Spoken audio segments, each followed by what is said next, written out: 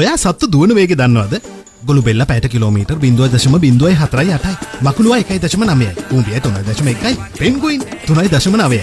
මේ ආසන්නගේ හරිද? ඊළඟට කවුද මේ? ඉබ්බට පුළුවන්ලු පැයට කිලෝමීටර් 5ක උපරිමයට දුවන්න. නරකම නෑ.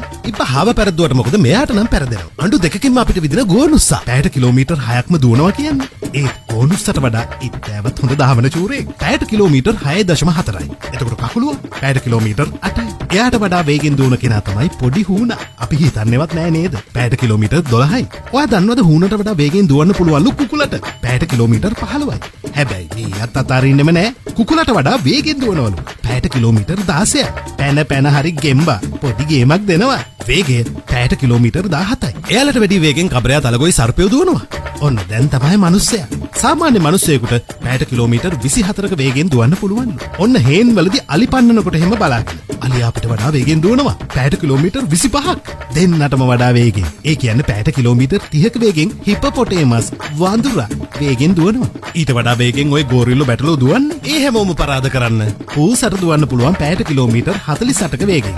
ඊළඟට එමු නරියා. පැයට කිලෝමීටර් 50ක වේගෙන් දුවන්න පුළුවන්. රයිනෝ, ඩොබර්මන් බල්ලෝ නරින්ට වඩා වේගෙන් දුවනවා. පැයට කිලෝමීටර් 55යි. මූස්ලට කුළු හරක්ට බලස්සුන්ට ඊට වඩා වේගෙන් දුවන්න පුළුවන් පැයට කිලෝමීටර් 56ක වේගෙන්. දැන් දැක්කනේ. දිවියටයි වෘකයටයි අපි කිව්ව හැමෝටම වඩා වේගෙන් දුවන්න පුළුවන් කෙනා තමයි හයිනාවා. පැයට කිලෝමීටර් 64ක්.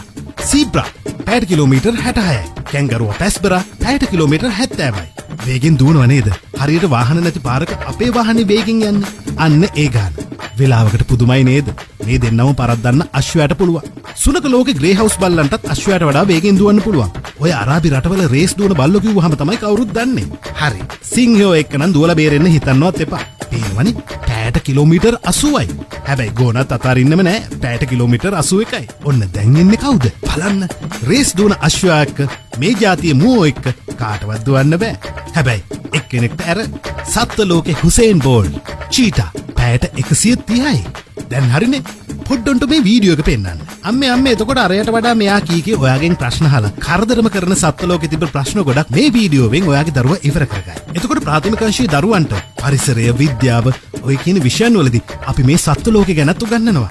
ඒ විතරක් නෙමෙයි ප්‍රාථමික අංශයේ නොමිලේ වැඩපොතක් අපි ගෙදරටම එවනවා. ඔයාට තියෙන්නේ වැඩපොත අරගෙන පන්ති ගාස්තු ගෙවලා අපේ පන්ති වලට සම්බන්ධ වෙන්න විතරයි. සිද්ධාන්ත පන්ති, ගණිත පන්ති ඒ විතරක් නෙමෙයි 6 වසරේ ඉංග්‍රීසි මීඩියම් ඉගෙන ගන්න හදන දරුවන්ට 5 වසරේ ඉඳන්ම දරුවව හදන විශේෂ ඉංග්‍රීසි පාඨමාලාව. ansela.com එකට આવොත් ඉගෙන ගන්න පුළුවන්. එහෙනම් දැන් අපිට කෝල් කරන්න.